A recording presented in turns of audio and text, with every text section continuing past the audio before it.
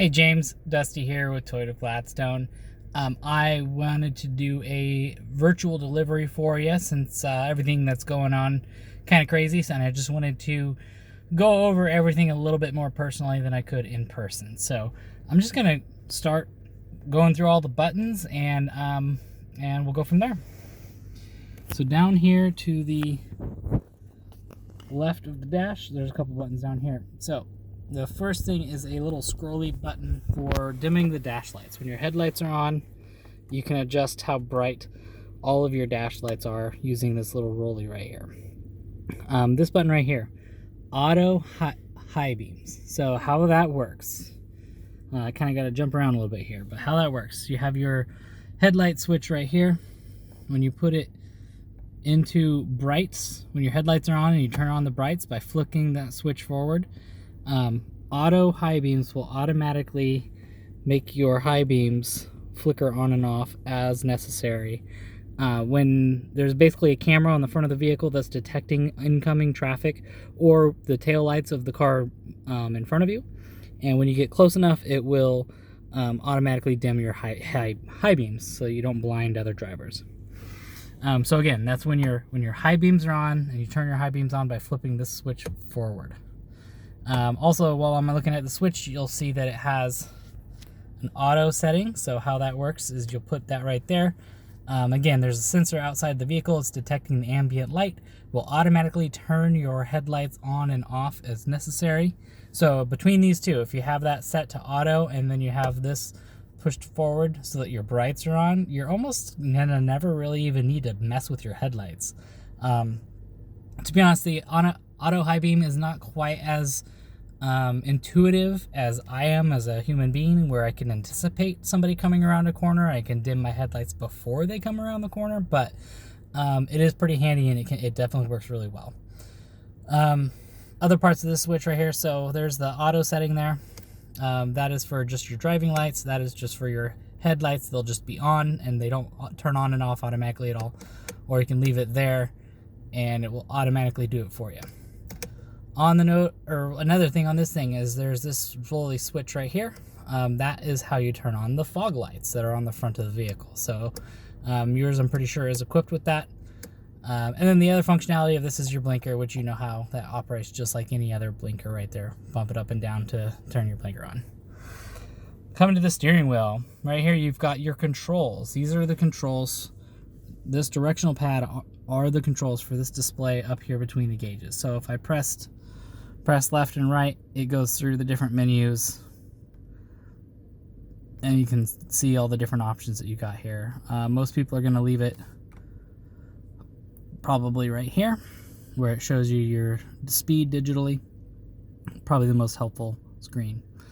Down here, adjusting for volume. You can adjust your call volume and your phone calls. This right here is for hands-free commands, so you can press that button. You'll hear it. The car will prompt you, say a command, and then you can say call Bob, and it'll dial Bob for you or whatever.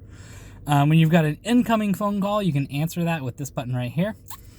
And then this button right here is just a back button for that digital display up there. So if you needed to go back out of a menu that you've gotten into, this is the button that does that for you. Over on this side, so we got a couple of tricky things here. So we've got the smart cruise control. So when you turn this on, you'll see it reflected up at the top right corner of that little screen. You can see the little green symbol that looks exactly the same as this symbol right here. That means that your cruise control system is engaged, and once you set it to a particular speed by pressing set, it will then hold the speed, whatever speed you set it to. Once you've set it, you can bump it up and down by pressing up and down on this right here, and that'll bump up and down the speed accordingly. Now, when your smart cruise control is engaged, this button right here will allow you to change the following distance that it's automatically maintaining. So when smart cruise control is engaged, sending a radar signal out, detecting the car in front of you. Let's say you set yours to 60 and the car in front of you is only going 50 miles an hour. It'll automatically slow you down to maintain a safe distance behind them. You can change how far that distance is by pressing this button. There's a long, a medium, and a short setting. You'll just press that and it will change those settings and go through all three of them. This one right here is for the lane detection equipment. So when that system is on, again, you'll see it reflected up there. You can see that exact same symbol. If I press it, it turns it off and it goes away. Press it again, turns it back on.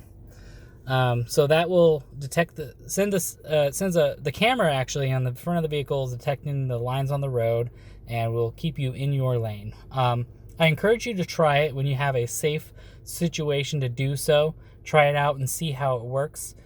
So if you're on the road and you don't have any other cars around, and you're going above 32 miles an hour, because that system doesn't engage unless it's above 32 miles an hour, that's when you will try that out. Make sure the system is on and kind of drift over the white line and see what happens. The mode button right there, that is for your AM, FM, XM, Bluetooth. You press that to cycle through all the different options that you've got going on there. These buttons right here will navigate through your presets, or skip the song if you're listening to your Bluetooth music. So you have your presets on your dash here, and then if I press that button, you see that it's on 1 right now. If I press that button left, it'll go to 2, and it'll go to 3, and it'll go to 4, and it'll keep going. Now if you notice, volume's up a little bit. Now if you notice, these the first one is a FM station, this is an AM station, another AM, and then a XM station there. So you can program your presets to be any of those options for you, so that you can just go through the ones that you care about instead of having to change AM, FM and then dial to your station. You can just set them all right here so that they're all, and you can even go further beyond this too. So if I go to 6, 7, it'll go to, well, there are more. I thought it would do that. So, because there's no more programmed, that's why. So it's really easy to program a station. So I'll just demonstrate that right now. So if I dial to, let's say 100.3, I don't know if that's a station or not, but now I'm going to program that to number 7. I'll just press and hold. And now that is saved. There we go. Now that is saved. Yeah, so that's how radio works in a nutshell. And that's all the buttons down here. Up here you've got your windshield wipers. Probably pretty familiar with this, but obviously intermittent setting. Oh, sorry. The N here is for the rear windshield wiper. So intermittent for the back, or all just on for the back windshield wiper. The whole lever moves up and down for the front windshield wiper. So if I go up 1, if I go down 1, we go to the intermittent setting. Down again, that's low. All the way down is high. And then if I just wanted to squirt the windshield is when I would go up. Moving down here. So this button is for your traction control, how you turn it off. This is an all-wheel drive vehicle. It's constantly moving power left and right, front and back. It can move power all the way from one wheel to, if that one wheel is slipping, it'll transfer power away from it. If that's the only wheel that's gripping, it'll transfer power to it. So it's a really dynamic system that can really help you out and keep traction on the road. This is how you turn that system off. I can't think of very many practical applications to do that, except if you are already stuck. Sometimes toggling that on and off can help you get unstuck. But otherwise, don't touch that button because it'll make the car feel different on the road. And if you're in a hairy situation and you turn off your traction control, you might lose control of the vehicle. This right here is for the idle stop and go. You can turn that off right here. Some people don't like it. What that system does is it shuts down a portion of the engine when you come to a complete stop to conserve fuel. If you don't want it to do that, you can press that button. Again, you'll see it reflected up here somewhere when you don't have that on. Oh, it's down here and the sun is kind of glaring. You can't see it. See right there. So if you turn that off, it's right there.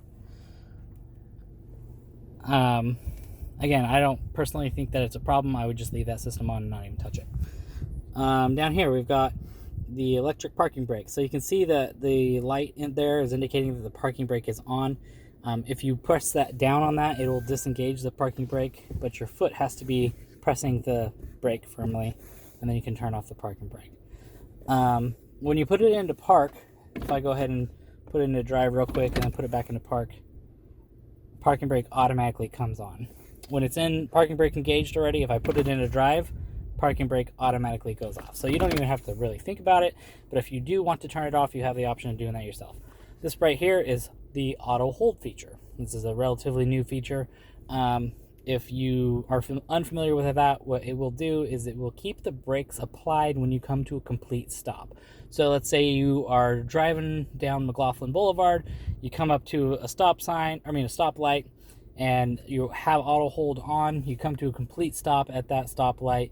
When you let your foot off of the brake, you will not roll forward.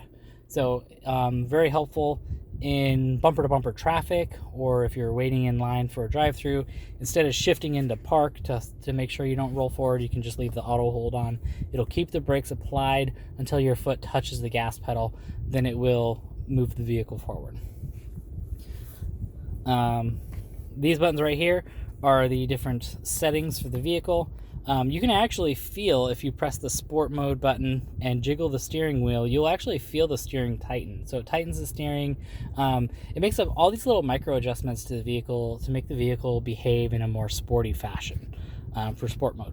Eco mode kind of makes a bunch of micro adjustments in the opposite direction to make the vehicle run a little bit more fuel efficient. When you press those buttons, you'll see I'm going to press eco mode, and you'll see there's kind of a little green indication telling you that you're in eco mode. Now I'm going to push the sport mode button. You see how everything kind of turned red.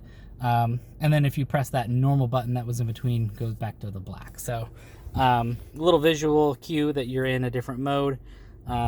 These buttons right here, the snow, sand and mud, rock and dirt, pretty self-explanatory, but what they do is they make adjustments to the way that the vehicle is going to behave, primarily the all-wheel drive and the suspension and things like that are going to be that are going to help you maintain control in these particular situations. So if you need to adjust those at all, you can press those right here. Probably snow is the one you'll use, turning the snow mode on. It just changes, like I said, mostly how the traction control is going to behave in a snowy situation, so that the system is a little bit more adept at handling that particular type of circumstance when you're driving on the road. So moving up a little bit, kind of skipped around here, you've got all of your environmental controls. Yours is equipped with the same system that I've got here. So we've got the auto and the sync buttons, auto and sync. So the passenger can crank theirs all the way up to high, and you could crank yours all the way down to low, or the opposite, whatever, so that everybody can be happy. That side of the car is going to be hot. This side of the car will be nice and cool. Now, if the driver wants to, or whoever wants to, you can press the sync button, and it's going to change this setting to whatever the driver has set. So I press sync, it changes it to that. Now when I adjust, it adjusts both sides. And then if you are the passenger and you no longer want it to the same as the driver, you can just adjust yours, and it'll just automatically turn the sync off, and it will adjust for whatever. Obviously, that's how you turn the AC on. This is how you disengage the entire system. And then your different settings here for where it's blowing. This is how you heat the rear view mirror, or the rear window. Eco heat and cool. What that does is it detects how many passengers you have in the vehicle, or where they are located, and it will redirect heating and cooling as necessary. I don't know if you noticed when I first started messing with this, it didn't even have this side on. That's because the eco mode was turning that off, and it may not do it because I played with it, but when you turn the car on and you have the eco mode on, it's going to detect where passengers are and adjust the heating and cooling as necessary, so that it's not wasting energy and blowing air where it doesn't need to. Big fan for adjusting how much air flow you've got if you want to do it manually. This toggles through all the different locations where you can have it blowing on your face, feet, or on the windshield, or the combination as appropriately. For recycle air here, this one is for just turning off the driver seat if you don't have, or the passenger seat if you don't have anybody in the passenger seat. You can do that. and it will adjust that for you. Last feature here is auto. So if I set this to a really high number and then I press the auto, what it's going to do is it's going to increase the airflow and increase the heat, try to maintain the whatever you've got here. So if you do it now, you'll see the air is coming on, and you can't feel it, but it just got pretty warm in here pretty quick, because the vehicle is going to try to maintain a high setting. So moving up here, there is so much in here. It would just be a 30-minute video about how this works. So I'm just going to really touch on the basics. This right here is telling you where your music is coming from if you have music on. So right now it's FM and 100.3. Down here, when you have your phone paired up, you'll have some different, it'll look a little bit differently. It'll have different phone options, or call options that are just going to be programmed right there. You can set them in the car. It's really easy to do. You just hold the button down or hold the screen here. This is a touch screen. So you'll just hold the screen and it will ask you who you want to program that button to. So there'll be 4 buttons there for you to quick program some contacts. This side is showing you your fuel economy. Just kind of gives you a real-time indication of what you're doing, how you're doing on your fuel economy right now. The home button, that's what this screen is home. The menu button takes you to where you can find all the different apps and settings and things like that. If you needed to adjust the clock, all that stuff would be done from here. Audio takes you to where the radio settings that you have on. Map isn't really going to do anything in this particular car because it doesn't come equipped with any maps.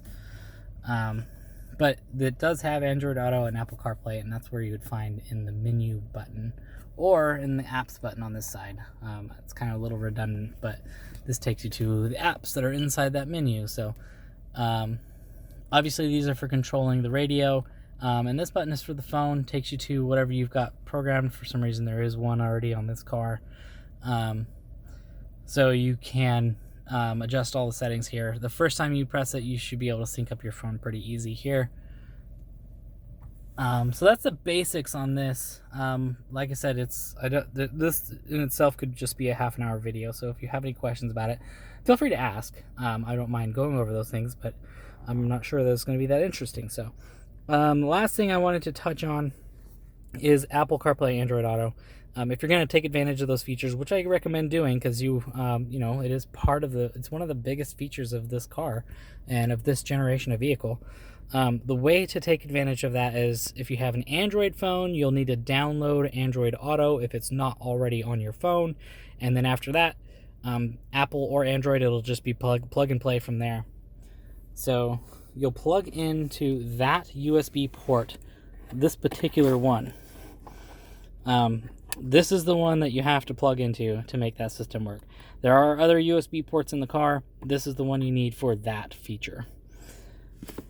And then on this side, you've got a little 12-volt plug for whatever type of plug you can find. All right, well, like I said, that's kind of just a quick overview of the all of the buttons and features of the car. If you have any questions, please don't hesitate to let me know. My cell phone number, area code 843-693-5644. Thanks, James, and I hope you guys enjoy the new RAV4.